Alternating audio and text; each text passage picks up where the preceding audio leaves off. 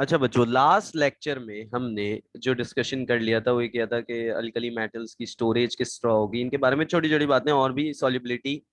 अच्छा, ये जो सॉल्युबिलिटी और थर्मल स्टेबिलिटी ये सब हमने ग्रुप वन ग्रुप टू दोनों के लिए पढ़ा था, यानी alkali metals and alkaline earth metals दोनों के लिए पढ़ा था। फ्लेम टेस्ट पढ़ा था, इसके अलावा थर्मल डिकम्पोजिशन एंड फर्दर और भी चीजें, ठीक है, इलेक्ट्रॉनिक कन्फिग्रेशन के बारे में। अब जो आज मैंने जो सोचा है लेक्चर वो ये है कि मैं टोटल में 10 क्वेश्चंस लेके आऊँ, 10 MCQs लेके आऊँ। लेकिन वो 10 MCQs आपके लिए ना बहुत ज्यादा हेल्पफुल होने वाले, बिकॉज अक्सर आप क्या करते हो, सिर्फ करेक्ट आंसर पे फोकस करते हो, ओनली करेक्ट आंसर पे फोकस करते हो। लेकिन एमसीक्यूज करते हुए ना, जो बंदा जो रॉन्ग आंसर है उन पे भी फोकस करे, और वो रॉन्ग क्यों है, या अगर कोई चीज लिखी है, कोई कंपाउंड का नेम लिखा है, तो वो चीज देखे कि वो क्या लिखा है। तो उसको इस एक एमसीक्यूज से 4 डिफरेंट ऑप्शन से 4 डिफरेंट चीजें समझ आ सकती है। सही है। तो मैं 10 MCQs लेके आया हूँ। 10 MCQs में आज हम अच्छा खासा देखेंगे, ठीक है। और मैं आपको बताऊंगा कि किस तरह आपने चीजें याद करनी है, और मैं बहुत सारे ट्रेंड्स भी बताऊंगा आज अल्कली मेटल्स के, जिसमें हम आयोनाइजेशन एनर्जी का डाउन द ग्रुप ट्रेंड देखेंगे, मेल्टिंग पॉइंट का डाउन द ग्रुप ट्रेंड देखेंगे, इलेक्ट्रोनेगेटिविटी का डाउन द ग्रुप ट्रेंड देखेंगे, एटॉमिक रेडियस का डाउन द ग्रुप ट्रेंड देखेंगे, अल्कली मेटल का हाइड्रेशन एनर्जी, और भी बहुत सारी चीजों के ट्रेंड देखेंगे बेटा। तो बेसिकली सबसे पहला सवाल जो मैं आप लोगों के लिए लाया हूँ आज। अच्छा, ये सवाल मैंने खुद नहीं बनाए, ये सवाल मैंने बाकायदा निकाले हैं, ढूंढे हैं, सही है। सो बेटा, ये बाकायदा सवाल, मतलब मैं ये बताना चाह रहा हूँ कि ये इसको समझ के ना छोड़ देना कि सवालात हैं तो सर ने अपने बनाए हुए होंगे इसलिए इंपॉर्टेंट नहीं है। बेटा इंपॉर्टेंट है, ढूंढे हैं मैंने, खुद नहीं बनाए ये, ठीक है, ढूंढे हैं। तो अब ये देखो, पहला सवाल, ठीक है, कह रहा है which one is not a mineral of alkaline earth metal. अच्छा, पहली बात, अल्कलाइन अर्थ मेटल का तो टॉपिक स्टार्ट भी नहीं हुआ था बेटा। यहाँ पे ना इन सवालात में मैंने ट्रेंड्स जो सारे बताए वो अल्कली मेटल के बताए ग्रुप वन के, लेकिन जो नाम वगैरह हैं, केमिकल नेम है, केमिकल फॉर्मूला है, उसमें मैंने अल्कलाइन यानी ग्रुप टू के भी केमिकल फॉर्मूलाज इन सवालात में ऐड किए, क्योंकि वो चीजें मेमोराइज करनी की, तो जो चीजें मेमोराइज करने की है हर लेक्चर में उसको साथ साथ मेमोराइज करते रहो। सही है। जब ट्रेंड और बाकी चीजों की बात है तो वो स्पेसिफिकली मैं group one in group two करके तुम लोग को अलग से पढ़ाऊंगा। तो अभी क्या बोल रहा है, which one is not a mineral of alkaline earth metal. ओ मेरा माउस किधर गया, मेरी नजरों से हमेशा गायब हो जाता है ये, किधर गया, ये रहा, अल्कलाइन अर्थ मेटल। सही है। अब सुनना, ऑप्शन है, ठीक है, गौर से फोकस करना। अच्छा, तुम लोग को ये समझ नहीं आएगा क्योंकि तुम लोग को पता ही नहीं है पहले, ठीक है। तो अब मैं एक एक करके हर ऑप्शन के मीनिंग समझाऊंगा। पहले इसलिए लिखा कार्नेलाइट, सही है। ऑप्शन बी उसने क्या लिखा, मैग्नीसाइट। ऑप्शन सी इसने क्या लिखा, डोलोमाइट। ऑप्शन डी क्या लिखा, सिल्वाइट। अब इंपॉर्टेंट बात यह है बेटा कि ये पता ही नहीं है क्या होते हैं, तो तुम लोग कैसे इसमें से मार्क करोगे सही आंसर। अल्कलाइन अर्थ मेटल का मतलब ये है कि अल्कलाइन अर्थ मेटल कौन से होते हैं, ग्रुप टू की बात हो रही है। अल्कलाइन अर्थ मेटल से किसकी बात हो रही है, ग्रुप टू की। तो बोल रहा है इनमें से कौन से मिनरल में ग्रुप टू इन्वॉल्व नहीं है, ग्रुप टू का सॉल्ट या मिनरल नहीं है। सही है, इन चारों में से। सो बेसिकली ग्रुप टू की बात हो रही है। अब सुनना, ग्रुप टू में कौन कौन से होते हैं भाई, जल्दी से नाम ले लो। सबसे पहले आते हैं आपके बेरिलियम भैया, उसके बाद आते हैं मैग्नीशियम, उसके बाद आते हैं कैल्शियम, उसके बाद आप आए स्ट्रॉन्टियम, स्ट्रॉन्टियम के बाद सबसे एंड में मेरे जहन से भी निकल गया, बेरियम, बेरियम। सही, ये है ग्रुप टू के। अब इधर सुनना, अब तुम लोग को नाम नहीं पता होंगे बच्चा, तो तुम कैसे करोगे। तो अब मैं जो चीज कह रहा हूं ये चीजें याद रखनी है, मेमोराइज करनी है बच्चा। इन 4 ऑप्शन में तुम 4 नई बातें सीखोगे, 4 नए नाम सीखोगे, और 4 नए नाम के 4 न्यू फॉर्मूला सीखोगे कि भाई कार्नेलाइट को बेसिकली, कार्नेलाइट जिसको कह रहे हैं उसका केमिकल फॉर्मूला क्या है, बेसिकली केमिकली वो किस तरह दिखता है आपको। तो बेटा कार्नेलाइट मिनरल है, और उसका जो केमिकल फॉर्मूला है, ठीक है, वो है Mg Cl2 magnesium chloride potassium chloride dot 6H2O। सही है, तो कार्नेलाइट आप इसको कहते हो। सही है, तो ये आप लोग ने मेमोराइज करना है बेटा यहाँ पे। अच्छा, इसके अलावा आप मैग्नीसाइड किसको कहते हो बेटा? मैग्नीशियम कार्बोनेट को आप मैग्नीसाइड कहते हो, MgCO3। इसका नाम भी लिख देता हूं, मैग्नीशियम कार्बोनेट। मैग्नीशियम कार्बोनेट को आप क्या कहते हो? मैग्नीसाइड। सुनना गौर से अभी, ठीक है? आहिस्ता से सब क्लियर होगा। मैग्नीशियम कार्बोनेट को क्या कहते हो आप? मैग्नीसाइड। ये भी आपने याद करना है। अच्छा, आप डोलोमाइट किसको कहते हैं? Dolomite basically magnesium carbonate dot calcium carbonate, इस चीज को आप कहते हो डोलोमाइट। इस मिनरल फॉर्म को आप कहते हो डोलोमाइट। सही है। अच्छा, सिल्वाइट किसको कहते हैं बेटा? सिल्वाइट आप पोटेशियम क्लोराइड को कहते हो। किसको कहते हो? Potassium chloride, KCl। सही है, पोटेशियम क्लोराइड। तो अगर तुम लोग को ये नाम ही याद ना हो तो तुम्हें ये एमसीक्यूज बिल्कुल आए ना। सो बेसिकली इस एमसीक्यू, इस सवाल को सॉल्व करने की ट्रिक क्या है कि आपको ये चीजें पता होनी चाहिए। तो तुम लोग अब क्या करोगे, एक टेबल बनाओगे, कॉमन नेम, दो, एक टेबल के अंदर दो कॉलम्स बनाओगे। एक कॉलम क्या हेडिंग डालोगे कॉमन नेम, और दूसरी हेडिंग डालोगे केमिकल फॉर्मूला। कॉमन नेम लिखोगे, उसके आगे इसका फॉर्मूला लिखोगे और उसको याद करोगे। आपकी पूरी इनऑर्गेनिक में तकरीबन 60 to 70 ऐसे नाम है बेटा जो आप लोग को पता होने चाहिए। सही है, पूरी इनऑर्गेनिक में। अभी तो मैं एस ब्लॉक पढ़ा रहा हूं, तो सिर्फ एस ब्लॉक से रिलेटेड जो जो मुझे सवालात में मिली हैं वो मैं पहले करवा रहा हूं, ताकि आप लोगों को इजीली याद हो जाए। फिर आगे मैं एक टेबल भी बनवाऊंगा। अच्छा, अभी तो देखो, तो क्या कह रहा है, सवाल क्या था? पहले हमने पता लगा लिया सब क्या क्या है। अब सवाल क्या कह रहा है, गौर से सुनना। बोला है किस, कौन सा इनमें से मिनरल नहीं है अल्कलाइन अर्थ मेटल का, यानी ग्रुप 2 का मिनरल नहीं है।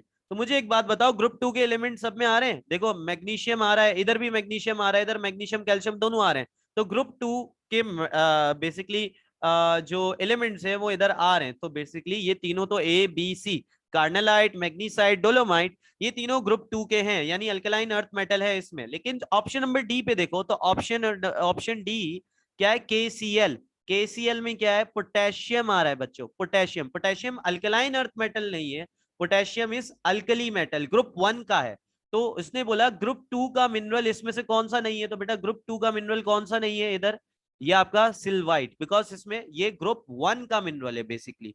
इसमें ग्रुप 1 है, potassium is, potassium is the element of group 1 alkali metal, इसलिए इसका आंसर हो गया सिल्वाइट।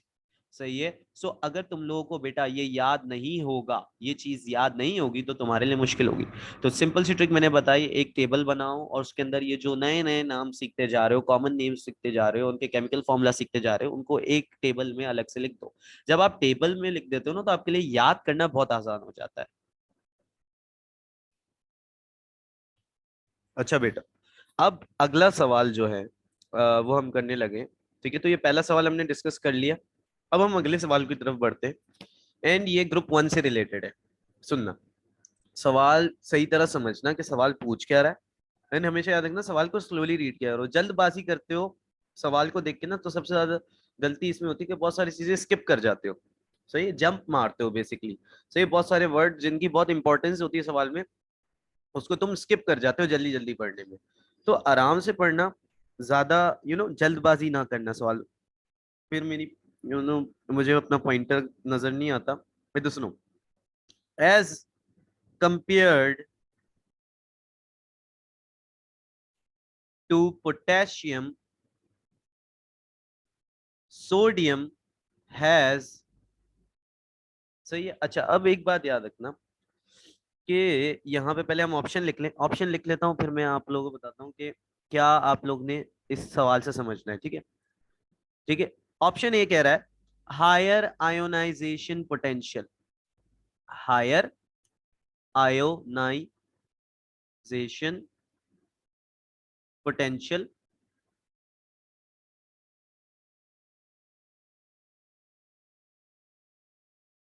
ऑप्शन बी जो है आपका वो है यहाँ पे lower melting point,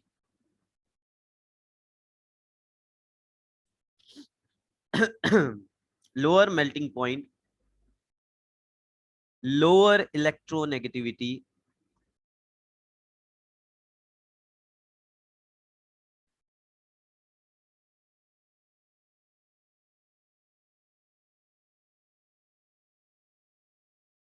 and larger atomic radius.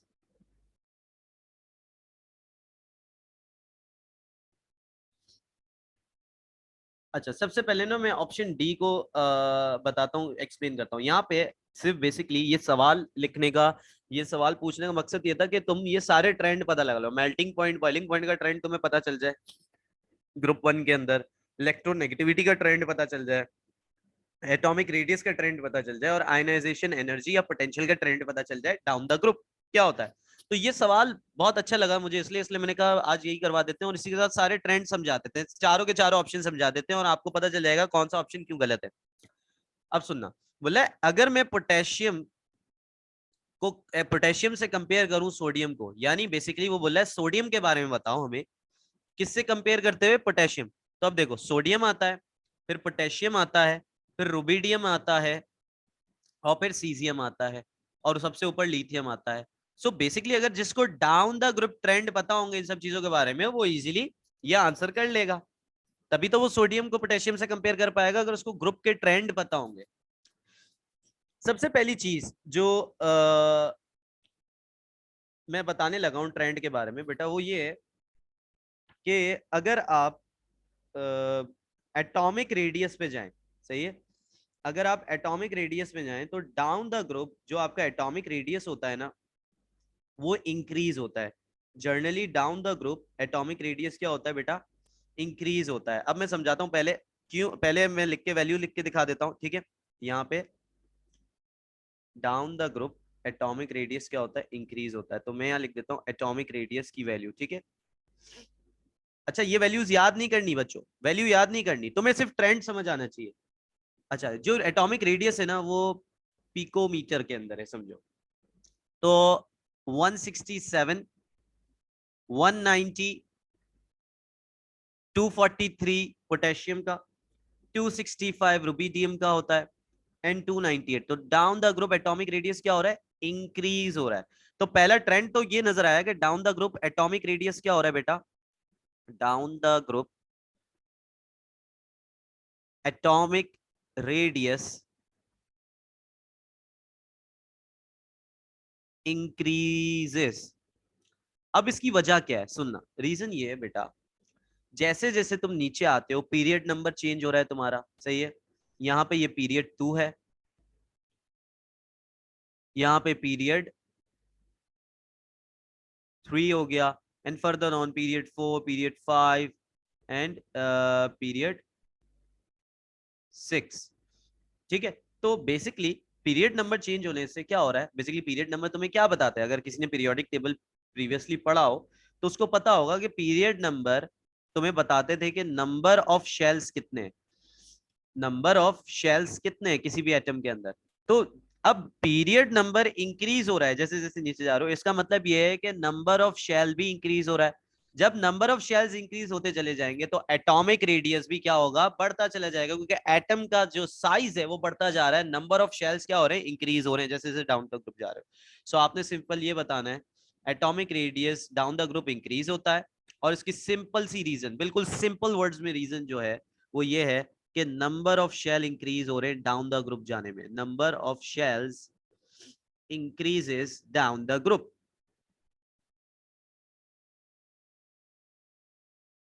तो अगर हम ऑप्शन डी पे ध्यान दें, ऑप्शन डी क्या कह रहा है, कह रहा है अगर सोडियम को पोटेशियम से कंपेयर करोगे तो सोडियम का एटॉमिक रेडियस लार्जर होगा, नहीं बेटा। सोडियम और पोटेशियम को देखो तो पोटेशियम नीचे आ रहा है सोडियम से।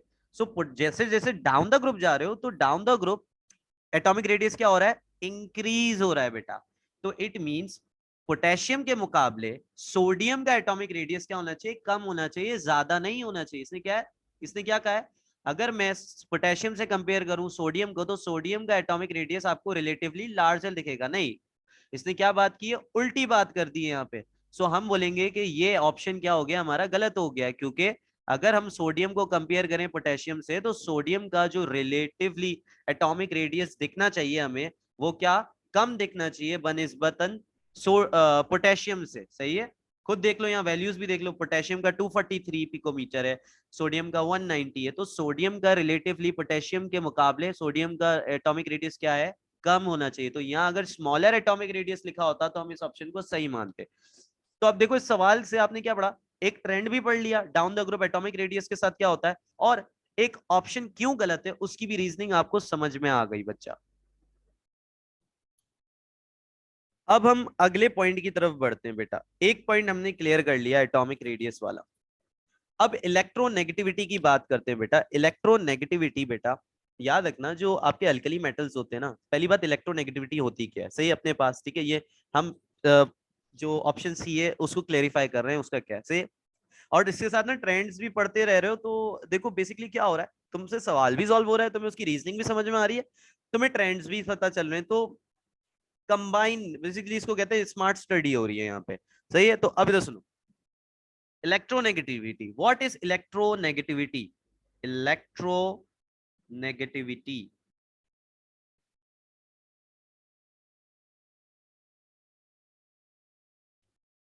it is the power of an atom to attract shared pair of electron, सही है।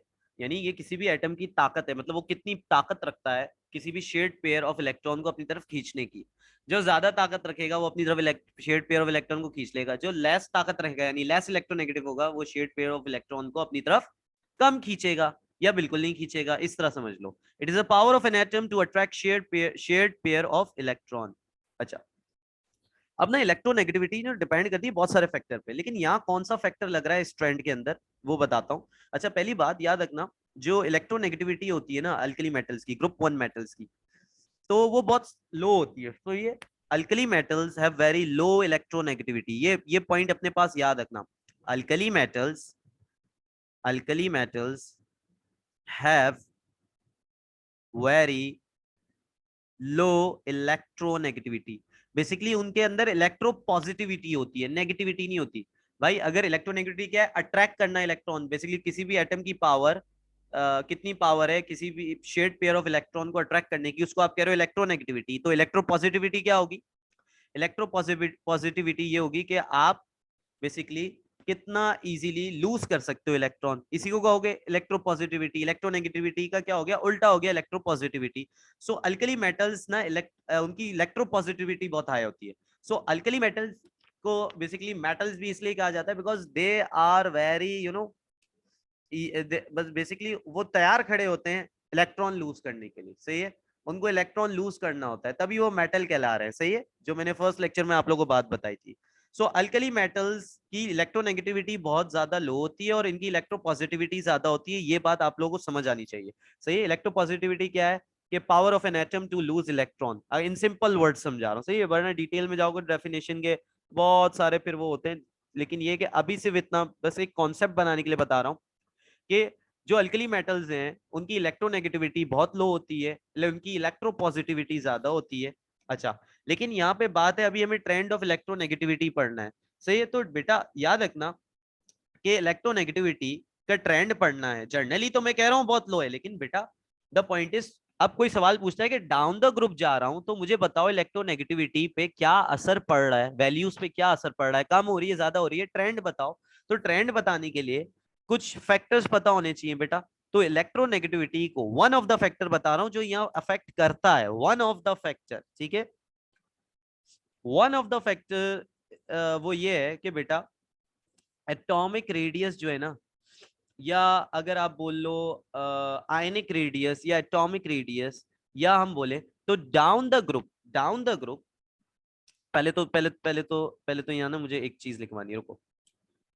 पहले मैं लिखवाता हूँ कि जो फैक्टर अफेक्ट कर रहा है इलेक्ट्रोनेगेटिविटी को, यहाँ पे इलेक्ट्रोनेगेटिविटी अफेक्टिंग लिखना था, अफेक्टिंग नहीं लिखा, आईएनजी खुद लिख लेना बेटा।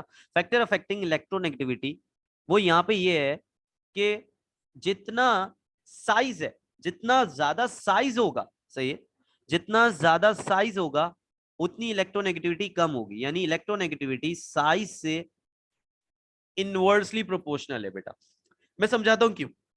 हम एटम ले लें या बेसिकली आयन ले लें, उसका साइज देखना, साइज देखो जितना ज्यादा होगा, यानी साइज का मतलब क्या है, नंबर ऑफ शेयर्स जितने ज्यादा होंगे बेटा। तो मुझे एक बात बताओ, इलेक्ट्रोनेगेटिविटी क्या है? Power of an atom to attract an electron. सही, इलेक्ट्रॉन को अट्रैक्ट करना है। इलेक्ट्रॉन क्या होता है? खुद क्या होता है? नेगेटिव होता है। सो बेसिकली वो अट्रैक्ट किससे होगा? ज्यादा न्यूक्लियस से होगा, क्योंकि न्यूक्लियस के अंदर क्या होते हैं? प्रोटॉन्स होते हैं, पॉजिटिव चार्ज होता है। सही, तो पहली बात ये समझ में आनी चाहिए। अब याद रखना, अगर एक एटम बहुत बड़े साइज का होगा तो उसकी न्यूक्लियस से जो बाहर इलेक्ट्रॉन होगा जिसको तुम अट्रैक्ट करने की कोशिश कर रहे होगे, दूरी बहुत ज्यादा होगी। जितनी दूरी उतना बेसिकली अट्रैक्शन कम, उतनी पावर ऑफ अट्रैक्शन कम। तो इलेक्ट्रोनेगेटिविटी क्या हो जाती है? साइज के इनवर्सली प्रोपोर्शनल है। यानी फॉर सपोज इधर देखो, ये बीच में पॉजिटिव न्यूक्लियस है, सही है, और ये एक शेल, दो शेल, तीन शेल लगाए हुए हैं, और इलेक्ट्रॉन यही कहीं है। सो भाई ये न्यूक्लियस से काफी दूर है। सो द पॉइंट इज कि जितना ज्यादा साइज, जितने ज्यादा नंबर ऑफ शेल होंगे, उतना साइज बढ़ेगा एटम का। और जितना साइज ऑफ एन एटम बढ़ेगा बेटा, उतनी electron negativity of an atom क्या होगी? उतनी इलेक्ट्रोनेगेटिविटी ऑफ एन एटम उतनी इलेक्ट्रोनेगेटिविटी ऑफ एन एटम क्या हो जाएगी बेटा? डिक्रीज हो जाएगी। यानी साइज बढ़ने से electronegativity of an atom decrease हो जाएगी। बच्चों ये कॉन्सेप्ट आप लोगों को समझ आना चाहिए, सही है। अब अगर मैं बोलूं एक और एटम ले लेते हैं, ठीक है, ये न्यूक्लियस दिखा रहा हूं पॉजिटिव करके, एक दो तीन चार, सही है, पांच शेल हैं समझो, और इलेक्ट्रॉन ये। तो अब देखो दूरी और बढ़ गई। तो जितने ज्यादा नंबर ऑफ शेल, उतना ज्यादा एटॉमिक रेडियस, या उतना ज्यादा बड़ा साइज एटम का। जितना ज्यादा बड़ा साइज, उतनी न्यूक्लियस से दूरी बढ़ गई। न्यूक्लियस से दूरी बढ़ गई इलेक्ट्रॉन जिसको अट्रैक्ट करना है उसकी। तो द पॉइंट इज के power of an atom reduce हो गई टू अट्रैक्ट इलेक्ट्रॉन। यानी अब जो इलेक्ट्रॉन को अट्रैक्ट करने की पावर थी वो बहुत ज्यादा कम हो गई, क्योंकि भाई न्यूक्लियस जो कि अट्रैक्ट कर रहा था वो काफी दूर हो गया, और किससे? जिस इलेक्ट्रॉन को अट्रैक्ट कर रहा था वो atom. So basically the point is कि ये डिस्टेंस, साइज इंक्रीज करने से ये डिस्टेंस बढ़ जाता है, जिसकी वजह से इलेक्ट्रोनेगेटिविटी क्या हो जाती है? घट जाती है। तो पहली बात ये समझ में आनी चाहिए बच्चों आप लोगों को। अच्छा बच्चों, अब ये इलेक्ट्रोनेगेटिविटी की बात तुम लोगों को थोड़ी सी क्लियर हुई होगी। अच्छा, अब साइज की एक और बात कर देते हैं। एटॉमिक रेडियस में मैंने नंबर ऑफ शेल की बात की। अब तुम खुद भी ये सोचो कि यार जितना नंबर ऑफ शेल्स बढ़ते जा रहे हैं, उतना उतना अगर मैं, चलो जिस इलेक्ट्रॉन को अट्रैक्ट नहीं करना मैं कह रहा हूँ, जितना बेसिकली मैं कह रहा हूँ ये जो आपके शेल्स के अंदर इलेक्ट्रॉन है उनकी बात कर रहा हूँ फॉर सपोज, ठीक है। अभी मैं एटॉमिक रेडियस की बात कर रहा हूँ, ठीक है। अभी मैं इलेक्ट्रोनेगेटिविटी मैंने एक्सप्लेन की, लेकिन मैं एक और पॉइंट तुम लोग को समझाना चाह रहा हूँ बेटा, कि down the group atomic radius number of shell increase होने की वजह से भी बढ़ता है। और दूसरा ये कि बेटा जब नंबर ऑफ शेल्स इंक्रीज होते हैं ना, तो द पॉइंट इज कि जो शेल के अंदर इलेक्ट्रॉन होते हैं ना, उनकी दूरी बढ़ जाती है न्यूक्लियस से। तो द पॉइंट इज उनकी अट्रैक्शन जो होती है न्यूक्लियस से, वो भी क्या होना स्टार्ट हो जाती है? कम होना स्टार्ट हो जाती है। तो वन ऑफ द फैक्टर वो भी है कि down the group number of shell बढ़ने की वजह से इलेक्ट्रॉन जो है, आउटर इलेक्ट्रॉन जो है, आउटर मोस्ट इलेक्ट्रॉन कह लो बेसिकली, या आउटर इलेक्ट्रॉन्स कह लो, उनकी न्यूक्लियस से दूरी काफी बढ़ जाती है। न्यूक्लियस से जब दूरी उनकी काफी बढ़ जाती है, तो अट्रैक्शन क्या हो जाती है? कम हो जाती है आउटर मोस्ट इलेक्ट्रॉन्स की, जिसकी वजह से होता है ये बेसिकली, उसकी वजह से भी आप समझ लो कि एटॉमिक रेडियस में आपको इंक्रीज मिलता है। सो जर्नली द पॉइंट इज कि अगर कोई आपसे पूछे और आपको बोले कि एक मार्क का बताओ, मैं एक मार्क आपको दूंगा, तो आपको कोई पूछे down the group atomic radius क्यों इंक्रीज होता है, आपने कहना है कि क्योंकि नंबर ऑफ शेल्स क्या बोलते हैं? इंक्रीज हो रहे हैं डाउन द ग्रुप, ठीक है। अच्छा, आप कोई पूछे कि इलेक्ट्रोनेगेटिविटी का यहाँ कौन सा फैक्टर लग रहा है, मतलब बेसिकली अगर मैं डाउन द ग्रुप जा रहा हूं तो वहां इलेक्ट्रोनेगेटिविटी के ऊपर कौन सा फैक्टर इफेक्ट कर रहा है, तो आपने बोलना है atomic size. So atomic size down the group क्या हो रहा है? इंक्रीज हो रहा है। क्यों इंक्रीज हो रहा है? Because number of shells increase हो रहे हैं। नंबर ऑफ शेल्स इंक्रीज होने से साइज इंक्रीज हो रहा है। साइज इंक्रीज होने से इलेक्ट्रोनेगेटिविटी डिक्रीज होगी, बिकॉज यहाँ पे भी वही कॉन्सेप्ट है कि जितना साइज बड़ा होगा एटम का, उतना जो बाहर वाला इलेक्ट्रॉन है, सही है, बेसिकली इलेक्ट्रोनेगेटिविटी क्या है? It is a power of an atom to attract shared pair of an electron. तो वो इलेक्ट्रॉन को अट्रैक्ट करने के लिए बेसिकली न्यूक्लियस से जो उसकी दूरी होगी, बेसिकली न्यूक्लियस के थ्रू अट्रैक्शन हो रही है ना, सो न्यूक्लियस से उसकी जो दूरी होगी, जब नंबर ऑफ शेल ज्यादा होंगे तो न्यूक्लियस से दूरी क्या होगी? बढ़ जाएगी बेटा। सो पावर ऑफ अट्रैक्शन क्या हो जाएगी? कम हो जाएगी। So the point is size बढ़ाने से न्यूक्लियस से दूरी ज्यादा हो जाती है, और दूरी ज्यादा होने की वजह से इलेक्ट्रोनेगेटिविटी कम हो जाती है। सो द पॉइंट इज ये फैक्टर अफेक्ट कर रहा है। तो अब मुझे एक बात बताओ, अगर मैं यहां पे तुमसे पूछूं lithium, sodium, potassium, rubidium and caesium, down the group जाऊं, तो मुझे बताओ इलेक्ट्रोनेगेटिविटी क्या होनी चाहिए? तो तुम बोलोगे sir down the group atomic radii increase हो रहा है, तो एटॉमिक साइज इंक्रीज हो रहा है, तो आप कहोगे sir down the group electronegativity क्या होगी, डिक्रीज होगी। तो ये बात सही है, जिसको ये बात समझ में आ गई और जिसने ये एक्सप्लेनेशन दी अपने माइंड के अंदर, उसने बिल्कुल सही बात की। सो तो down the group electronegativity decrease हो रही है due to increase in atomic size, due to increase in atomic size। सही है। अच्छा, अब मैं तुम लोगों को वैल्यूज लिख के बता देता हूँ अप्रोक्सीमेटली इनके एटॉमिक। बेसिकली मैंने तकरीबन तकरीबन वन सिग्निफिकेंट फिगर्स में की हुई है राउंड ऑफ। तो लिथियम की तकरीबन तकरीबन 0.98 होती है, लेकिन मैंने इसको राउंड फिगर करके 1 लिख दी, इलेक्ट्रोनेगेटिविटी 1 होती है। सोडियम की 0.9 होती है, 0.93 के आसपास होती है। पोटेशियम की 0.83, रुबिडियम की भी 0.8 होती है। सो पोटेशियम और रुबिडियम की इलेक्ट्रोनेगेटिविटी आसपास होती है। सीजियम की 0.7 होती है, 7-8 कुछ करके, ठीक है। सो बेसिकली ये इस मैंने वैल्यूज भी दिखा दी और दिख रहा है कि इलेक्ट्रोनेगेटिविटी डाउन द ग्रुप जा रहे हो तो क्या हो रही है बेटा, डिक्रीज हो रही है। अब आते हैं अपने ऑप्शन पे। As compare to potassium, sodium की इलेक्ट्रोनेगेटिविटी लोअर होनी चाहिए, ज्यादा होनी चाहिए? तो बेटा खुद बताओ, सोडियम ऊपर है पोटेशियम से या नीचे है? तो भाई पोटेशियम से ऊपर है सोडियम, तो अप द ग्रुप जितना होगा इलेक्ट्रोनेगेटिविटी उतनी ज्यादा होगी, कम नहीं होगी। Down the group electronegativity decrease हो रही है, तो सोडियम की इलेक्ट्रोनेगेटिविटी लोअर नहीं होनी चाहिए, हायर होनी चाहिए देन पोटेशियम, क्योंकि sodium is up the group then potassium. So ये ऑप्शन बी इसलिए गलत हो गया। देखो हमने ट्रेंड भी पढ़ लिए, दो दो ट्रेंड भी पढ़ लिए एटॉमिक रेडियस के, इलेक्ट्रोनेगेटिविटी के, और दो ऑप्शन गलत भी कर लिए। अब आते हैं मेल्टिंग पॉइंट पे बेटा। Down the group melting point और बॉइलिंग पॉइंट का क्या ट्रेंड होता है और ये ट्रेंड क्यों होता है वो समझते हैं। डाउन द ग्रुप, ठीक है, अब मैं लिखता हूं lithium, sodium, potassium, rubidium, caesium. अच्छा यहाँ पे ना एक मेल्टिंग पॉइंट इसका याद रखना, सोडियम का 98 सेल्सियस या 97, इसी के दरमियान ज्यादातर मैंने वैल्यू देखी है, पता नहीं क्यों, लेकिन मेरे टीचर भी इसको लिखवाते थे, तो मैंने कहा आप लोगों को भी लिखवा दूं, काम आती है। सही है वैल्यू, ये याद रखना इसका मेल्टिंग पॉइंट सोडियम का स्पेसिफिकली। अच्छा, अब डाउन द ग्रुप जाए बेटा, डाउन द ग्रुप जाए बेटा, तो चाहे मेल्टिंग पॉइंट हो या बॉइलिंग पॉइंट हो, दोनों आपको डिक्रीज होता हुआ नजर आता है। मेल्टिंग पॉइंट और बॉइलिंग पॉइंट क्या हो रहा है, डिक्रीजेस डाउन द ग्रुप। अच्छा बच्चे कहते हैं सर यहां तक बस याद कर लिया काफी है। नहीं बेटा, इसकी एक्सप्लेनेशन क्या है, ऐसा हो क्यों रहा है, वो बहुत इंपॉर्टेंट है। सो इसके पीछे मेटालिक बॉन्डिंग का कॉन्सेप्ट है बेटा। तो मेटालिक बॉन्डिंग में हम क्या करते थे, हमने बोला ये एक लिथियम मेटल का मैंने एक उठाया बक्सा, इसके अंदर क्या लिथियम एटम हुआ करते थे, सही है। ओ सही है, बनाने लगा हूँ, ठीक है, सीधा सीधा बनाना था पर अभी खैर चलो जैसे बन रहे हैं वैसे बना रहा हूँ। सही है। और मेटल की टेंडेंसी क्या है, दे लूज इलेक्ट्रॉन। मेटल की टेंडेंसी क्या है बेटा, मेटल की टेंडेंसी है they lose electron. So lithium कितने इलेक्ट्रॉन लूज करेगा बेटा, ग्रुप 1 का है तो एक ही इलेक्ट्रॉन लूज करेगा, तो ग्रुप 1 का है तो एक ही इलेक्ट्रॉन लूज करेगा। अब सुनना, सो होता क्या है कि मेटल में मेटालिक बॉन्डिंग किस तरह क्रिएट होती है, मेटल में मेटालिक बॉन्डिंग कुछ इस तरह क्रिएट होती है बेटा। ओ हो जाओ, एक मिनट।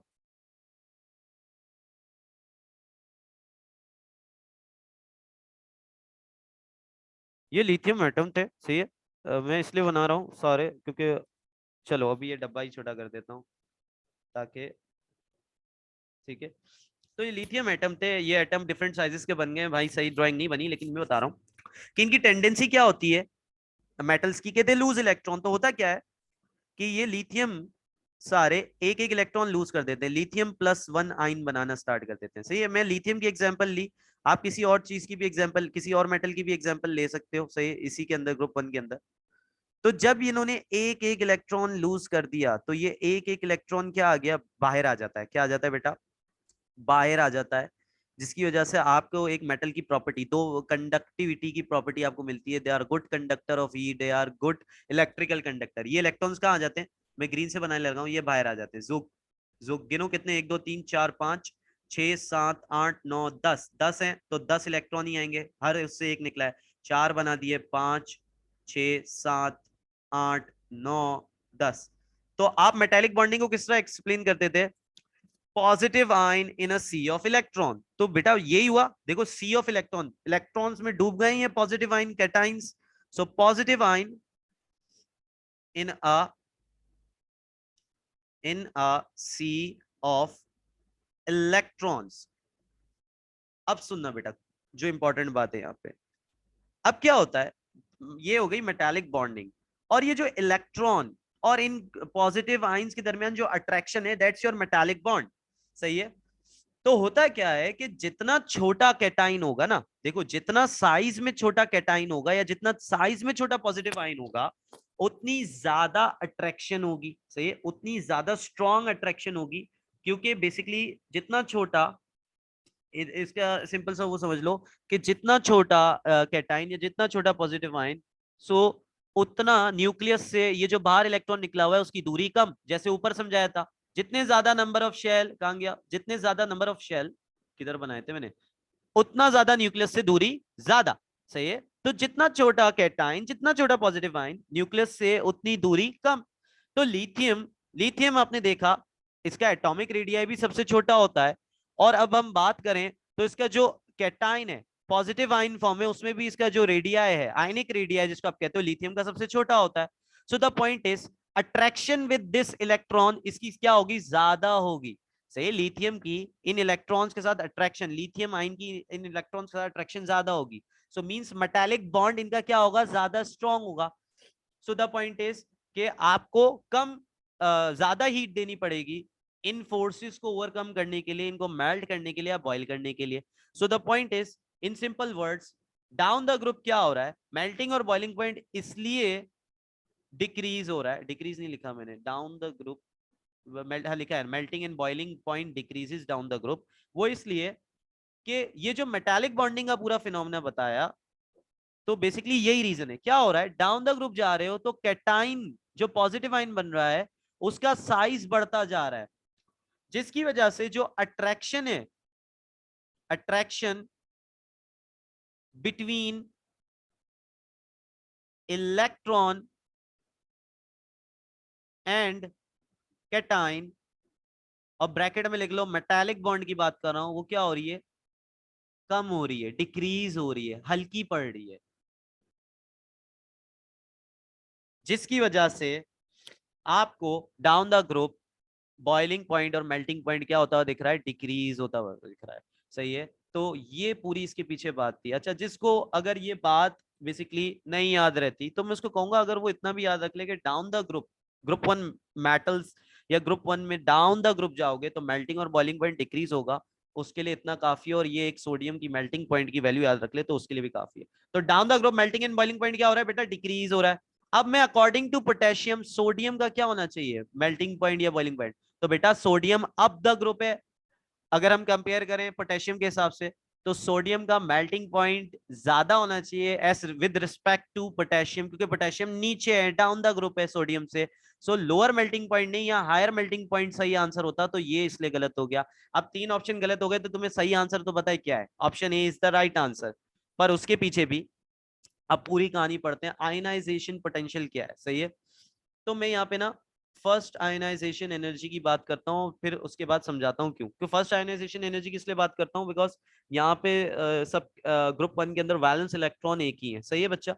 सो अगर वैलेंस इलेक्ट्रॉन एक ही है तो फर्स्ट आयनाइजेशन एनर्जी से तुम लोगों को क्लियर हो जाएगा पूरा पॉइंट। इधर सुन, फर्स्ट आयोनाइजेशन एनर्जी क्या होती है।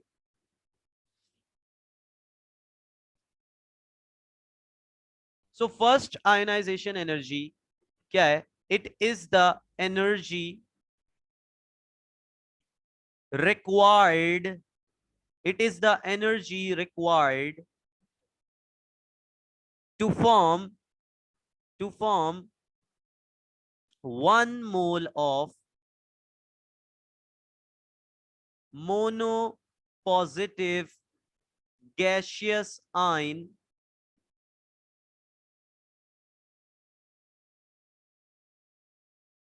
monopositive gaseous ion from 1 mole of gaseous atom। अब समझाता हूं क्या इसकी इक्वेशन लिखूं तो बेसिकली कोई भी एक गैशियस एटम से कोई भी एक गैशियस एटम से यानी मैंने एक्स एक एटम ले लिया गैशियस एटम से 1 मोल गैशियस मोनोपॉजिटिव यानी उसपे +1 चार्ज हो मोनोपॉजिटिव आयन बनाने के लिए जितनी एनर्जी रिक्वायर्ड है उसको तुम कह रहे हो फर्स्ट आयनाइजेशन एनर्जी। अब जब मोनोपॉजिटिव बनाया तो उसके साथ एक इलेक्ट्रॉन निकला होगा ना, एक इलेक्ट्रॉन बाहर निकला होगा तभी तो +1 चार्ज होगा। अब मैं सोडियम की इक्वेशन लिखूं फर्स्ट आयनाइजेशन एनर्जी को, मैं बोलूंगा सोडियम के गैशियस एटम से तुम सोडियम गैशियस आयन बनाओ तो जितनी एनर्जी रिक्वायर्ड है उसको मैं कहूंगा फर्स्ट आयनाइजेशन एनर्जी। इतनी बात मेरे ख्याल से सबको समझ में आ गई। अब सुनना होता क्या है, ये आयनाइजेशन एनर्जी ना 3-4 फैक्टर्स पे डिपेंड करती है। ठीक है, तो पहला है न्यूक्लियर चार्ज, 3-4 नहीं, हम बेसिकली फिर वो 3-4 वो मिला के हो जाती है, बोलते हैं इफेक्टिव न्यूक्लियर चार्ज और वो सारी बातें। दो याद रख लो, दो याद रख लोगे काम बन जाएगा तुम लोग का। सुनना, फैक्टर्स जो अफेक्ट करते हैं आयनाइजेशन एनर्जी को, factors affecting ionization energy, factors affecting ionization energy. बेटा इसके बाद में सवाल हल्के हैं थोड़े से, मुझे पता है ये एक सवाल बहुत ज्यादा लंबा हो गया, लेकिन ये कि बेटा इससे बहुत सारे ट्रेंड्स तुमने सीख लिए। ये मत समझो कि एक सवाल तुमने किया, नहीं बेटा एक सवाल नहीं किया, इस एक सवाल में तुमने मल्टीपल ट्रेंड्स पढ़ लिए। फैक्टर अफेक्टिंग आयोनाइजेशन एनर्जी क्या क्या होते हैं बेटा, तो याद रखना सबसे पहले न्यूक्लियर चार्ज। न्यूक्लियर चार्ज बेटा जितना ज्यादा होगा, न्यूक्लियर चार्ज जितना ज्यादा होगा उतनी ज्यादा आयोनाइजेशन एनर्जी होगी। मैं समझाता हूं कैसे। बेटा न्यूक्लियर चार्ज क्या होता है, न्यूक्लियस का जो चार्ज है पॉजिटिव चार्ज, तो न्यूक्लियर चार्ज बेसिकली ज्यादा का मतलब क्या है, बेसिकली मैं बात कर रहा हूं प्रोटॉन नंबर की या एटॉमिक नंबर की। सही है, तो एटॉमिक नंबर या प्रोटॉन नंबर जितना ज्यादा होगा मींस न्यूक्लियस में उतने नंबर ऑफ प्रोटॉन्स ज्यादा है, तो नंबर ऑफ प्रोटॉन्स और बेसिकली ज्यादा है इतना, इसका मतलब ये है कि पॉजिटिव चार्ज न्यूक्लियस के अंदर ज्यादा है। तो जितना ज्यादा, इधर देखो ये न्यूक्लियस है, इसके अंदर प्रोटॉन 3 है खाली, और एक न्यूक्लियस है जिसके अंदर जुग जुग जुग जुग भरे में प्रोटॉन्स भरे में बहुत ज्यादा है, न्यूक्लियर चार्ज बहुत ज्यादा है। तो ये जो शेल के अंदर समझो इलेक्ट्रॉन है यहाँ पे, उसको ज्यादा अट्रैक्शन होगी, और ये जो बाहर शेल में इलेक्ट्रॉन है इधर बनिस्बतन इसको कम अट्रैक्शन होगी। सो मुझे एक बात बताओ, किसको एनर्जी ज्यादा देनी पड़ेगी इस बाहर निकालने के लिए, बोलोगे जिस जो ज्यादा मजबूत से चिपका हुआ है उसको बॉन्ड तोड़ने के लिए आपको ज्यादा हीट देनी पड़ेगी। मींस मींस इस इलेक्ट्रॉन क्योंकि इसकी अट्रैक्शन ज्यादा है तो इसको बाहर निकालना है तो आपको हाई अमाउंट ऑफ एनर्जी देनी पड़ेगी, हाई अमाउंट ऑफ एनर्जी देनी पड़ेगी, और बराबर वाले को कम अमाउंट ऑफ एनर्जी देनी पड़ेगी। सो मुझे एक बात बताओ, ये एनर्जी को आप ऊपर अभी क्या कह रहे हो, आयनाइजेशन एनर्जी कह रहे हो, इलेक्ट्रॉन रिमूव करने की एनर्जी को क्या कह रहे हो, आयनाइजेशन एनर्जी कह रहे हो ना। अभी हमने यही बात की ना कि फर्स्ट आयनाइजेशन एनर्जी में क्या बात की हमने कि एनर्जी रिक्वायर्ड कि आप 1 मोल गैशियस एटम से गैशियस आयन बनाओ with the removal of electron. तो बेसिकली कितनी, एक इलेक्ट्रॉन को निकालने में कितनी एनर्जी जा रही है वो आपकी आयनाइजेशन एनर्जी है बेटा। सो बेसिकली जहां न्यूक्लियर चार्ज बहुत ज्यादा होता है वहां आयनाइजेशन एनर्जी आपको ज्यादा देनी पड़ती है, ज्यादा हीट देनी पड़ती है इस इलेक्ट्रॉन को बाहर निकालने में। तभी मैं कह रहा हूं न्यूक्लियर चार्ज जितना ज्यादा होगा उतनी आपकी आयनाइजेशन एनर्जी ज्यादा होगी। तो ये बात क्लियर हुई यहां से। अब गौर से सुनना, ठीक है, इस अगला पॉइंट, दूसरा फैक्टर जिसपे आयनाइजेशन एनर्जी बहुत डिपेंड करती है वो है शील्डिंग इफेक्ट। क्या है शील्डिंग इफेक्ट, शील्डिंग इफेक्ट जितना ज्यादा होगा उतनी आयनाइजेशन एनर्जी कम होगी। तो शील्डिंग इफेक्ट है क्या, पहले तो मैं बेसिकली शील्डिंग इफेक्ट और आयनाइजेशन एनर्जी का इनवर्स रिलेशनशिप है। अब शील्डिंग इफेक्ट है क्या, सुनना। शील्डिंग इफेक्ट क्या है कि बेटा जो इनर इलेक्ट्रॉन्स है ना, inner electrons shields nuclear charge या न्यूक्लियर अट्रैक्शन को ना वो शील्ड करना स्टार्ट कर देते हैं, बोलते हैं हमें चाहिए सारी अट्रैक्शन, सारा जो बेसिकली न्यूक्लियस का प्यार है वो हमें ही चाहिए। सही है, अंदर वाले इलेक्ट्रॉन बोलते, तो वो घेर लेते हैं, बोलते हैं सारा जो अट्रैक्शन है वो हमारी तरफ आए। बाहर वाले इलेक्ट्रॉन को क्या हो जाती है, अट्रैक्शन फिर कम मिलने लग जाती है। अब बाहर वाले को अगर न्यूक्लियस की अट्रैक्शन कम मिल रही है, इसका मतलब वो चिपका हुआ कम है न्यूक्लियस से, मींस उसको एनर्जी तुम्हें क्या देनी पड़ेगी, कम देनी पड़ेगी बाहर निकालने के लिए। तो शील्डिंग इफेक्ट जितना ज्यादा होता है, यानी अंदर वाले इलेक्ट्रॉन जितना ज्यादा न्यूक्लियर चार्ज को शील्ड करना स्टार्ट कर देते हैं, तो बाहर वाला इलेक्ट्रॉन उतना आजाद घूमना स्टार्ट कर देता है। क्यों? क्योंकि उसकी अट्रैक्शन कम हो गई, उसकी बॉन्डिंग एक तरह से basically attraction, force of attraction from the nucleus कम लगने लगी उसके ऊपर, जिसकी वजह से उसका शेल से बाहर निकलना या उसका बेसिकली एटम से बाहर निकल जाना बहुत आसान हो गया, कम एनर्जी पे वो बाहर निकल जाएगा, यानी आयोनाइजेशन एनर्जी क्या हो जाएगी बेटा, लो हो जाएगी। तभी मैंने लिखा है शील्डिंग इफेक्ट और आयोनाइजेशन एनर्जी का इनवर्स रिलेशनशिप है। सही है। अब इधर सुनो, होता क्या है कि जैसे जैसे तुम डाउन द ग्रुप जाते हो ना, जर्नल ट्रेंड दिखा रहा हूं, जैसे जैसे तुम डाउन द ग्रुप जाते हो तो आयनाइजेशन एनर्जी बेटा क्या बोलते हैं, डिक्रीज नहीं, क्या होती, सॉरी, आयनाइजेशन एनर्जी डिक्रीज होती है down the group. Ionisation energy क्या होती है बेटा, डिक्रीज होती है। आयोनाइजेशन एनर्जी डिक्रीज, सुनना गौर से बात बेटा यहाँ पे, वो क्यों होता है मैं तुम्हें बताता हूं। डाउन द ग्रुप जा रहे हो तो नंबर ऑफ इलेक्ट्रॉन बढ़ रहे, नंबर ऑफ इलेक्ट्रॉन बढ़ने की वजह से नंबर ऑफ शेल्स भी बढ़ रहे हैं, यानी भाई डाउन द ग्रुप मैंने अभी बताया पीरियड नंबर चेंज हो रहा होता है तो शेल नंबर भी चेंज हो रहा होता है, नंबर ऑफ शेल्स बढ़ते जाते हैं। नंबर ऑफ शेल्स बढ़ने की वजह से बेटा, नंबर ऑफ शेल बढ़ने की वजह से शील्डिंग इफेक्ट बढ़ जाता है। क्या बढ़ जाता है, शील्डिंग इफेक्ट। और मैंने एक बात सिंपल सी क्लियर की थी कि शील्डिंग इफेक्ट और आयनाइजेशन एनर्जी का क्या ताल्लुक है, कि जितना ज्यादा शील्डिंग इफेक्ट होगा उतने वैलेंस इलेक्ट्रॉन को आजादी मिली हुई होगी, यानी तुम्हें उनको कम एनर्जी देनी पड़ेगी बाहर निकालने के लिए। यानी शील्डिंग इफेक्ट और आयनाइजेशन एनर्जी का इनवर्स ताल्लुक है, यानी अगर शील्डिंग इफेक्ट बढ़ रहा है डाउन द ग्रुप जाते हुए, सो आयोनाइजेशन एनर्जी क्या हो रही है बेटा, कम हो रही है। तो अब इधर आओ, तो ऑप्शन ए क्यों करेक्ट है, अब सुनना। कह रहा है अगर मैं पोटेशियम से सोडियम को कंपेयर करूं तो सोडियम की आयोनाइजेशन एनर्जी ज्यादा होनी चाहिए, तो कॉमन सेंस अगर down the group ionisation energy कम हो रही है तो सोडियम तो अप द ग्रुप है पोटेशियम के मुकाबले, तो सोडियम की क्या होनी चाहिए, हायर आयोनाइजेशन पोटेंशियल या एनर्जी होनी चाहिए। So option A is the right answer. अच्छा बेसिकली थोड़ा सा मैं इसमें ट्रेंड भी बता देता हूँ, सही है, थोड़ा सा ट्रेंड बता रहा हूँ कि एंड में ना जरा सा एक ट्रेंड में, मतलब देखो ये जो चीज बताई है मैंने जनरल ट्रेंड बताया है, ठीक है। जनरल ट्रेंड के अलावा ना थोड़ा सा कुछ जगहों पे ना इश्यू होता है, सही है, मैं बता रहा हूँ कहाँ पे। सही है, तो उसको लिख लेना अपने पास। एक मिनट रुको यार, मैंने कहीं नोट्स बनाए थे वो मैं देख रहा हूँ। अच्छा, तो down the group ionization energy क्या हो रही है, डिक्रीज हो रही है। तो हम अगर लिखें तो आयनाइजेशन एनर्जी का ट्रेंड बनाए तो डाउन द ग्रुप डिक्रीज होनी चाहिए, यानी सबसे ज्यादा आयनाइजेशन एनर्जी किसकी होनी चाहिए बेटा, लिथियम की। उसके बाद किसकी होनी चाहिए, थोड़ी सी और कम हो जाएगी, सोडियम की। फिर और नीचे आओगे तो पोटेशियम की और कम हो जाएगी, फिर रुबिडियम, फिर आता है सीजियम। लेकिन इत्तेफाक की बात है कि जब फ्रांसियम पे आते हो ना, फ्रांसियम की आयनाइजेशन एनर्जी थोड़ी सी बढ़ जाती है सीजियम के मुकाबले। तो ये जरा सा ट्रेंड में एक्सेप्शन है, सही है, ट्रेंड में। और बिल्कुल एक यूनिट का फर्क है, खाली एक यूनिट का फर्क है, एक एक में 5 है, एक में 6 है, कुछ करके ऐसे एंड का।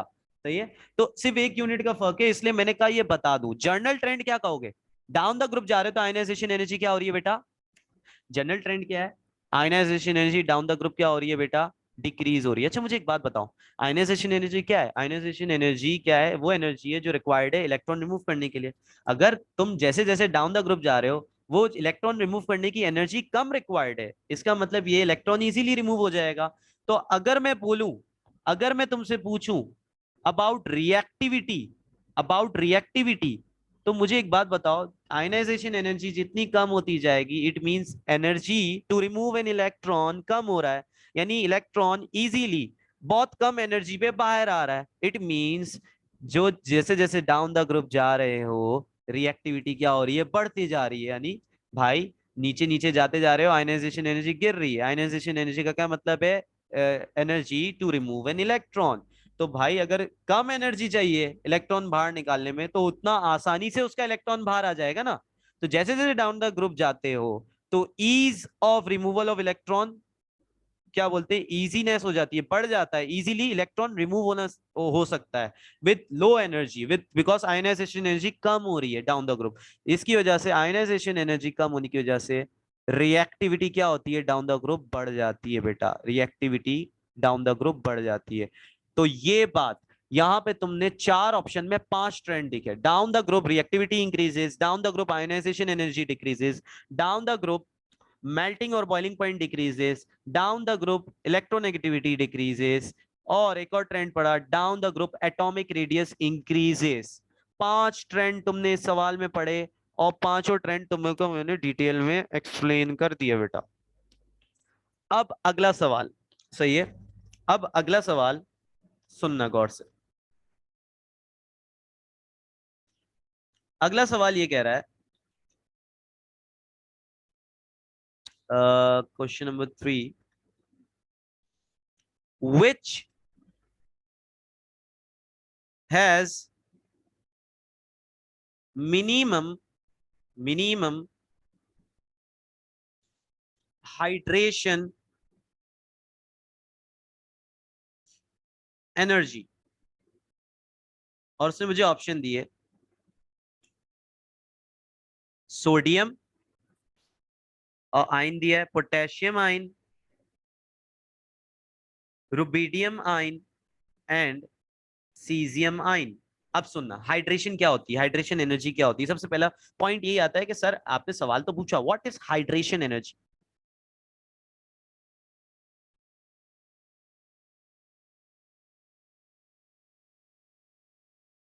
तो बेटा हाइड्रेशन एनर्जी क्या है, सुनना गौर से, पहले डेफिनेशन सुनना। When 1 mole of gaseous ion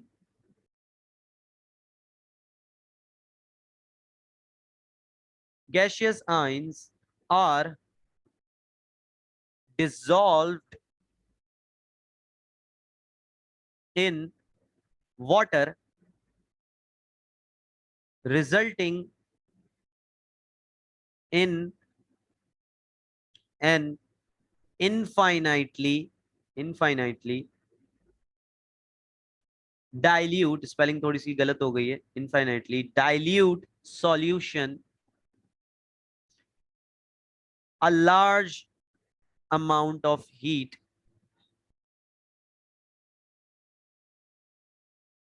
is evolved।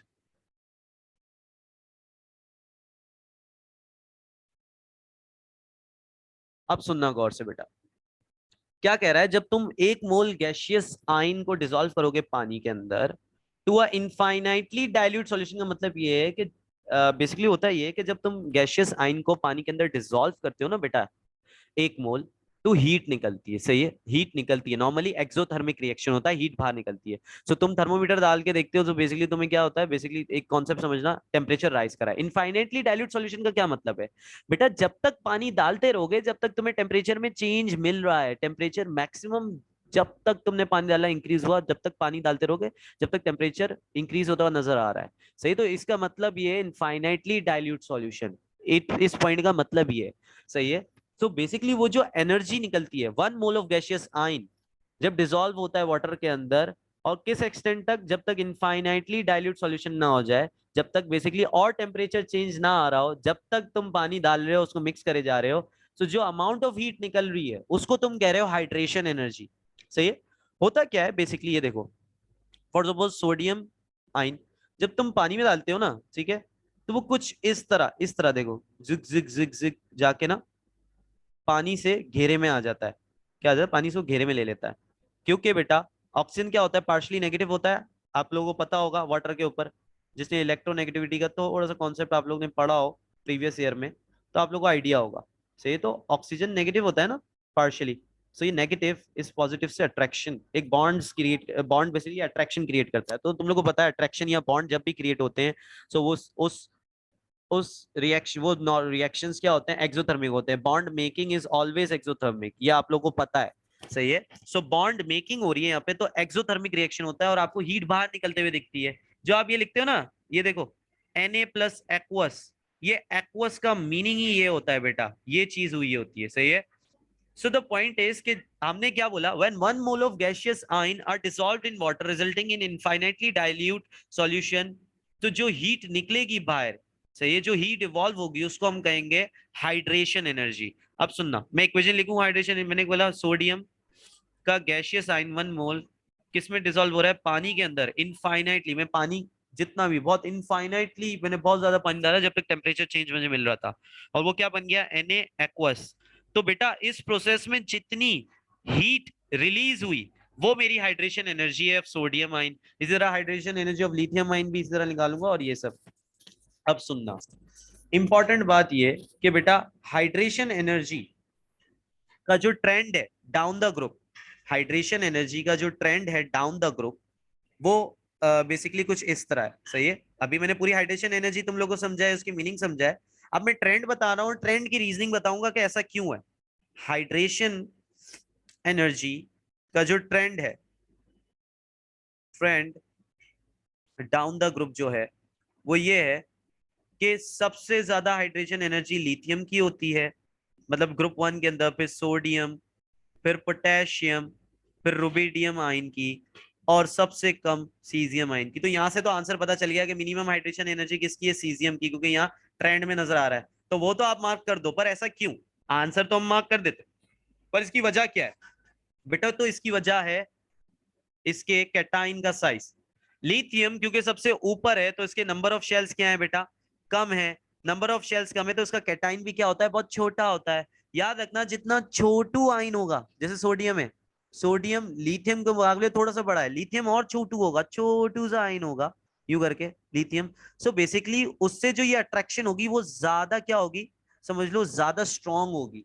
तो ये अट्रैक्शन जितनी ज्यादा स्ट्रांग होगी उतनी ज्यादा हाइड्रेशन एनर्जी होती है। सो द पॉइंट इज कि ये hydration energy down the group इसलिए डिक्रीज हो रही है because down the group cation, cation का साइज क्या हो रहा है, इंक्रीज हो रहा है। जितना बड़ा कैटाइन का साइज उतनी हाइड्रेशन एनर्जी कम हो जाती है, जितना छोटा कैटाइन का साइज उतनी हाइड्रेशन एनर्जी बढ़ जाती है। तो down the group cation size क्या हो रहा है, कैटाइन साइज इंक्रीज हो रहा है, इस वजह से हाइड्रेशन एनर्जी डिक्रीज हो रही है, और सीजियम की मिनिमम हाइड्रेशन एनर्जी होगी। तो हमारा सवाल पूछा था उसने मिनिमम हाइड्रेशन एनर्जी किसकी होगी, तो हमने दे दिया सीजियम प्लस आयन की, सही है। तो यहाँ पे हमें क्या बोलते हैं, हमने कितना हाइड्रेशन एनर्जी का ट्रेंड पढ़ लिया बच्चों।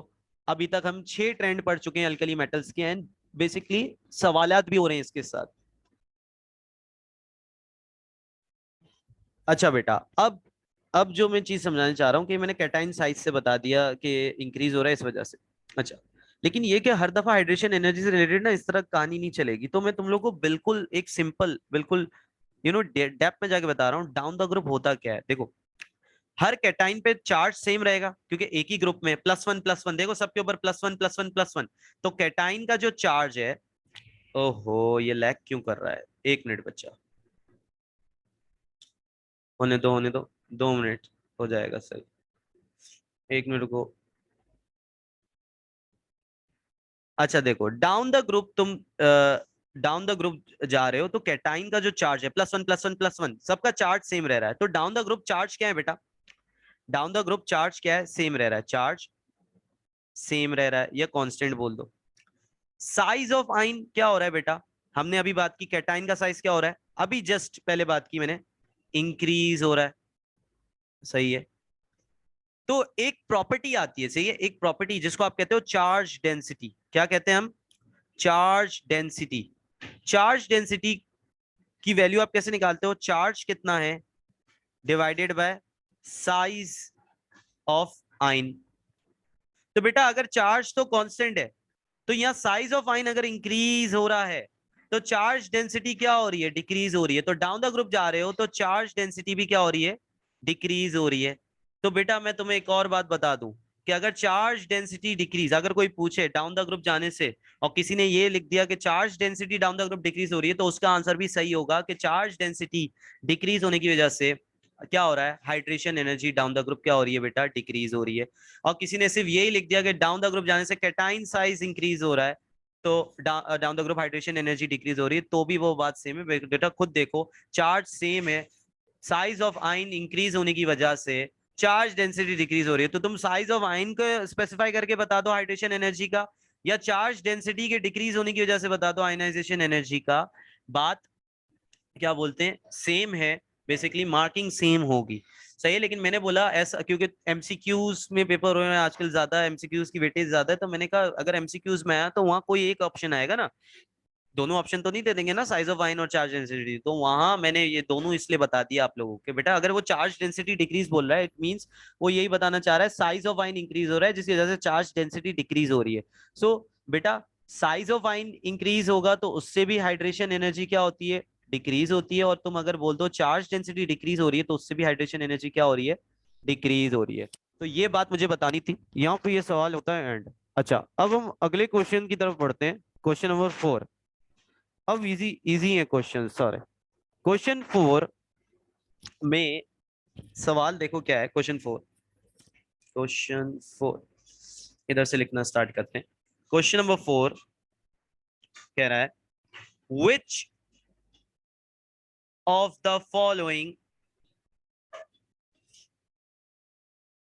which of the following element is most reactive, यानी कौन सा एलिमेंट ज्यादा रिएक्टिव है। सुनना गौर से, option A lithium, option B sodium, option C potassium, option D caesium. अब इधर सुनो, मैंने अभी रिएक्टिविटी का जिक्र किया, थोड़ी देर पहले जिक्र किया ऊपर ही, जब हम आयनाइजेशन एनर्जी पढ़े तो हमने बताया down the group ionization energy decrease होती है, इट मींस रिएक्टिविटी क्या हो रही है, इंक्रीज हो रही है। सो यही बात की मैंने अभी जस्ट यही एक्सप्लेन की थी थोड़ी देर पहले। तो अब अगर मैं इसको ग्रुप वाइज लिखूं, लिथियम आता है, फिर सोडियम आता है, फिर पोटेशियम आता है, फिर आता है आपका रुबीडियम, और फिर आता है सीजियम, रुबीडियम और फिर सीजियम। मुझे एक बात बताओ, डाउन द ग्रुप जा रहा हूं तो आयनाइजेशन एनर्जी क्या हो रही है, डिक्रीज हो रही है, पर जो आपकी रिएक्टिविटी है वो क्या हो रही है डाउन द ग्रुप बेटा, इंक्रीज हो रही है। मुझे बताओ तुम्हारे ऑप्शन में से सबसे नीचे ग्रुप में कौन सा ऑप्शन है, बेसिकली सीजियम आ रहा है ना यहाँ पे, सबसे नीचे ग्रुप में कौन है, सीजियम है। सबसे फ्रांसियम भी आता है, लेकिन अभी मैं यहाँ ऑप्शंस में देख के बोल रहा हूँ कि ऑप्शंस के हिसाब से सबसे नीचे कौन है, सीजियम है। तो रिएक्टिविटी सबसे ज्यादा किसकी होगी बेटा, सीजियम की होगी। अगर आयनाइजेशन एनर्जी की बात होती कि बताओ सबसे ज्यादा आयनाइजेशन एनर्जी किसकी होगी, तो आप बोलते लिथियम की। रिएक्टिविटी में सबसे ज्यादा कौन है, सीजियम, अभी इन ऑप्शंस में। सही है, ये सवाल भी हो गया। अब हम आते हैं क्वेश्चन नंबर 5 पे। ये ये थोड़ी सी जनरल नॉलेज है, और बेसिकली ये याद करना, ये एम कैट का सवाल है बेटा। The most abundantly occurring alkali metal in nature, यानी कौन सा ग्रुप 1 का मेटल दुनिया में सबसे ज्यादा है, आपको बेसिकली मिलता है, बहुत इजीली मिल जाता है, अवेलेबिलिटी उसकी बहुत ज्यादा है, मतलब उनके एटॉमिक फॉर्म नहीं मिलती, कंपाउंड स्टेट में मिलता है, लेकिन मिलता है सबसे ज्यादा। पानी में क्या होता है, नमक होता है। सही है, तो बेटा आपका जो सोडियम है ग्रुप 1 के अंदर वो मोस्ट अबेंडेंट है, ये याद रखना। सही है, अबेंडेंट मेटल है।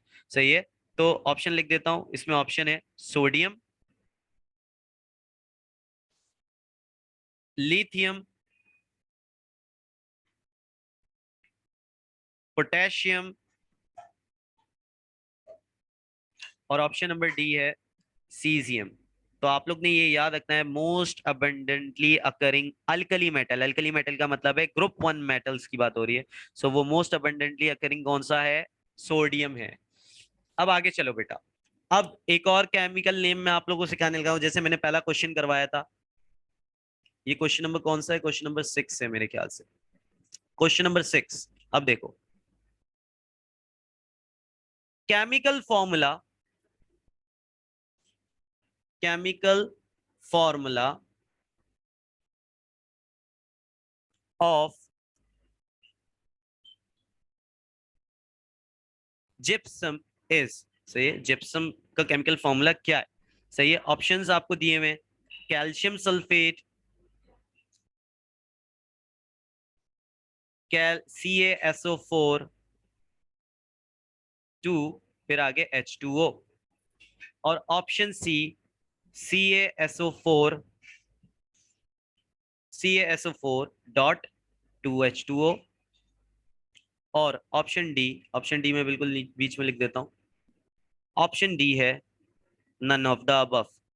अच्छा, सबसे ज्यादा लोगों को पसंदीदा यहाँ होता है नन ऑफ द अबव, वही मार्क करके आ जाएंगे। नहीं बेटा, अब मैं आज याद करवा रहा हूँ बेटा, जिप्सम का जो केमिकल फॉर्मूला है ये तुम लोग ने याद करना है। वो जो मैंने तुम लोग से टेबल बनवाया है, तुम लोग को टेबल बनाने बोला है, वो टेबल के अंदर ही अब अगली चीज लिखो, कॉमन नेम जिप्सम लिखो, उसका केमिकल फॉर्मूला याद रख लो। जिप्सम का केमिकल फॉर्मूला होता है CaSO4 डॉट 2H2O। सही है, और इसको देखो, बेसिकली इसमें दो दो वाटर मॉलिक्यूल लगे हुए हैं, तो डाईहाइड्रेट बोलते हैं, कैल्शियम सल्फेट डाईहाइड्रेट भी कहते हैं इसको। सही है, डाई का मतलब दो, हाइड्रेट का मतलब पानी। सही है, तो जिप्सम का फॉर्मूला क्या है? CaSO4.2H2O, यानी ऑप्शन सी इज करेक्ट। अच्छा, ये क्या है? ये ऑप्शन ए कैल्शियम सल्फेट है। ऑप्शन बी बेटा, यहाँ पे सीखने वाली चीज है, option B is the chemical formula of plaster of Paris. Plaster of Paris का केमिकल फॉर्मूला है ऑप्शन बी। तो यहाँ पे एक और आप लोग अपने उसमें टेबल में लिखो, प्लास्टर ऑफ पेरिस का केमिकल फॉर्मूला क्या है ये। अच्छा, नॉर्मली ना इसको किताबों में ना इस तरह लिखा जाता है, CaSO4 डॉट हाफ H2O। तो यहाँ पे बोलोगे सर ये क्यों अलग है? बेटा इसने क्या किया, इस पूरे को मल्टीप्लाई पे समझो 2 कर दिया, तो अब क्या हो गया देखो, CaSO4 उन्होंने यहाँ 2 लगा दिया, और यहाँ यहाँ यहाँ क्या आ गया बेटा, आधे से 2 मल्टीप्लाई करो, हाफ H2O है ना, तो आधे से 2 मल्टीप्लाई करो 1 होता है, तो खाली H2O लिख दिया। सो बेसिकली नॉर्मली किताबों में इस फॉर्म में प्लास्टर ऑफ पेरिस बताया जाता है, लेकिन ये कि एमसीक्यूज में बार बार इस फॉर्म में पूछा गया है, तो दोनों चीजें मैंने लिख दी कि प्लास्टर ऑफ पेरिस कैसे दिखाया जा सकता है आपको। सो ये प्लास्टर ऑफ पेरिस है बच्चों। इसको ना है, इसको हेमी हाइड्रेट भी कहते हैं। Hemi hydrate basically calcium sulphate hemi hydrate क्यों कहते हैं इसको बेटा? बिकॉज इसके अंदर देखो, हेमी मतलब आधा, हाइड्रेट मींस पानी, तो हाफ, देखो हाफ और आगे वाटर लगा हुआ है, सो इसलिए इसको हेमी हाइड्रेट भी कहते हैं। सही है, तो अब दो नाम और सीख लिया आपने इस एमसीक्यूज से, प्लास्टर ऑफ पेरिस का आपने फॉर्मूला सीख लिया, एंड जिप्सम का केमिकल फॉर्मूला सीख लिया। तो अभी तक आपने कितने सीखे? जिप्सम, प्लास्टर ऑफ पेरिस, और जल्दी से ऊपर वाले एक दफा देख लेते हैं जो हमने किए थे, कार्नेलाइट, मैग्नेसाइट, डोलोमाइट एंड सिल्वाइट। सही है, तो काफी सारे आपने नाम सीखे, उनके केमिकल फॉर्मूला सीखे। ये हम क्वेश्चन नंबर 6 में, अब हम क्वेश्चन नंबर 7 करते हैं बेटा।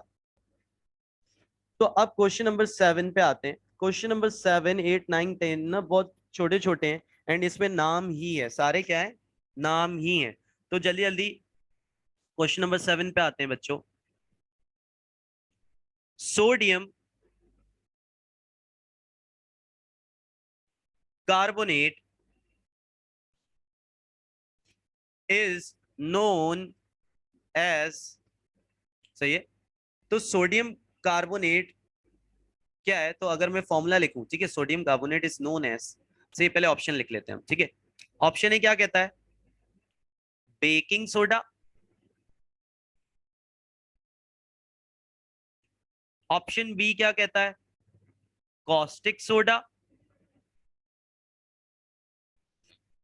ऑप्शन सी क्या कहता है? सोडा ऐश। ऑप्शन डी क्या कहता है? Washing soda. अब बच्चे को ये सवाल जब तक नहीं आएगा जब तक उसको इन सब के केमिकल फॉर्मूला नहीं पता होंगे जितने नाम मैंने यहाँ लिखे हैं, वॉशिंग सोडा। यानी यहाँ पे भी हम 4 इनके नाम याद रखेंगे बेटा। बेकिंग सोडा, पहले तो समझो उसने क्या बोला, सोडियम कार्बोनेट का दूसरा नाम क्या होता है? तो सोडियम कार्बोनेट क्या है, फॉर्मूला बनाओ। सोडियम कार्बोनेट इज Na2CO3 को कहते हो आप, सोडियम कार्बोनेट अब Na2CO3 को कहते हो। सो अब बेकिंग सोडा की बात करते हैं, सुनना।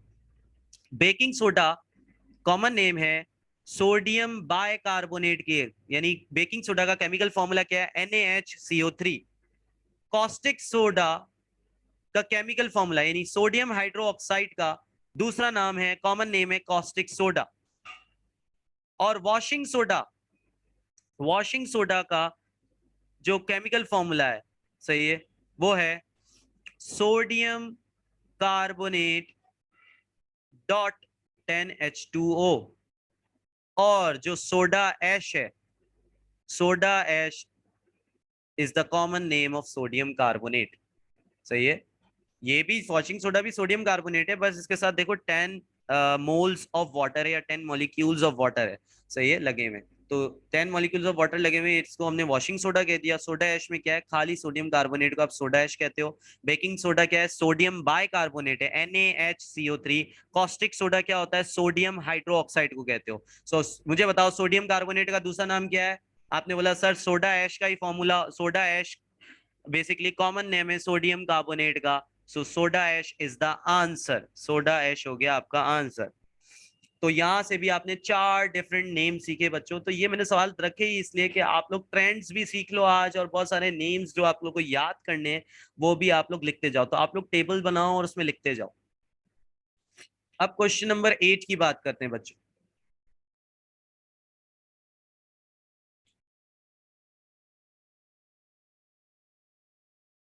Epsom salt is a hydrate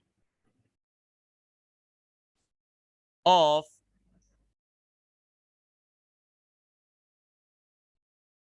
option A calcium sulfate,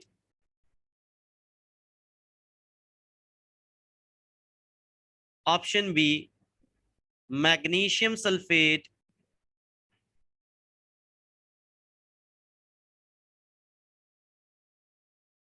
option C ferrous sulfate, option D ferrous ammonium. Option D तो बड़ा फजूल है। सही है, सुनना बेटा। तो एप्सम सॉल्ट का केमिकल फॉर्मूला पता होगा तो यहाँ कमेंट कर पाओगे। सो पहले एप्सम सॉल्ट किसको कहते हैं। सो ये एप्सम सॉल्ट आप कहते हो MgSO4.7H2O को। और अगर कहें तो बेसिकली इसको आप कहते हो hepta hydrate, magnesium sulphate hepta hydrate भी कहते हो। रीजन क्या है, हेप्टा का मतलब होता है 7 हाइड्रेट, हाइड्रेट का मतलब पानी, 7 मॉलिक्यूल्स ऑफ वाटर लगे हुए हैं। सही है, तो अगर वो पूछा है एप्सम सॉल्ट किसका हाइड्रेट है, तो बेटा किसका हाइड्रेट है, मैग्नीशियम सल्फेट का हाइड्रेट है ना। सो ये देखो MgSO4 का क्या मतलब होता है, मैग्नीशियम सल्फेट ना, इसका केमिकल नेम क्या है MgSO4 का, मैग्नीशियम सल्फेट। तो Epsom salt is a hydrate of magnesium sulphate. तो यहाँ पे आप लोग ने एक और नाम लिखा। मेरे ख्याल से लेक्चर बहुत ज्यादा लंबा हो गया है, तो मैं इनको 8 क्वेश्चन पे ही रोक रहा हूं। लेकिन ये है कि इन 8 क्वेश्चंस में आपने बहुत सारी चीजें बच्चों, बहुत सारी चीजें आपने न्यू सीखी हैं। तो बच्चों जो जो चीजें याद करने की हैं उनको एक टेबल में बनाओ और उनको याद करो। ठीक है बच्चा।